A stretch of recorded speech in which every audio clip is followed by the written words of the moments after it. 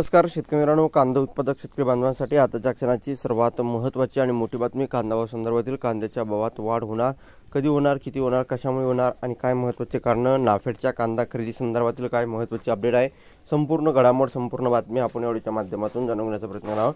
तर महाराष्ट्रातील तमाम कांदा उत्पादक शेतकरी बांधवांना एकच विनंती, व्हिडिओ शेवटपर्यंत बघा. अतिशय महत्त्वाचा व्हिडिओ जर आवडला तर नक्कीच लाईक करा. सांगा चॅनल नसाल तर माझा शेतकरी युट्यूब चॅनल सबस्क्राईब करून दुसरा बेल आयकॉन म्हणजे नका, जेणेकरून नोटिफिकेशन तुमच्यापर्यंत पोहोचत करू शकता.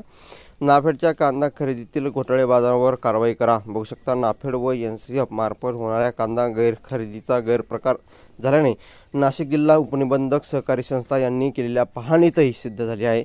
सर्व खरेदी केंद्राची तातडीने तपासणी करून दोषीवर कारवाई करावी अशी मागणी स्वतंत्र भारत पक्षाचे राष्ट्रीय अध्यक्ष अनिल घनवट यांनी मुख्यमंत्र्यांकडे केली आहे.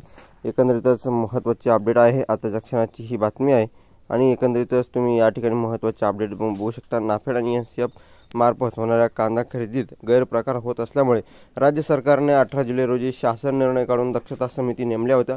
या दक्षता समितीने प्रत्येक सोमवारी अहवाल सादर करायचा होता, परंतु मात्र दक्षता समितीने वेळेत अहवाल सादर न केल्यामुळे जिल्हा उपनिबंधक फैसान मुलानी यांना 23 जुलै रोजी पथकासह सिन्नर तालुक्यातील पाहणी केली असता गंभीर बाब समोर आल्या आहेत. खरेदी केलेला कांदा FFQ दर्जाचा नसून खरेदी प्रक्रियेत प्रचंड अनियमितता आहे.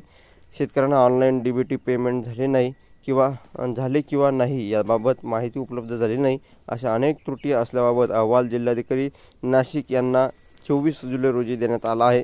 त्यामुळे सरकारने ही बाब गांभीर्याने घेत कारवाई करण्याचा जोर धरून लागली आहे. धन्यवाद. लाईक, शेअर आणि सबस्क्राईब आणि कमेंट करायला सांगा. तर पुढील व्हिडिओमध्ये असे का माहिती पूर्ण कांदा बदलाच्या आवडेस तोपर्यंत थांबतो आहे. जय महाराष्ट्र, जय श्री. धन्यवाद. लाईक, शेअर आणि सबस्क्राईब आणि कमेंट करा सांगा. तर पुढील व्हिडिओमध्ये तोपर्यंत थांबतोय. जय महाराष्ट्र, जय श्री. धन्यवाद.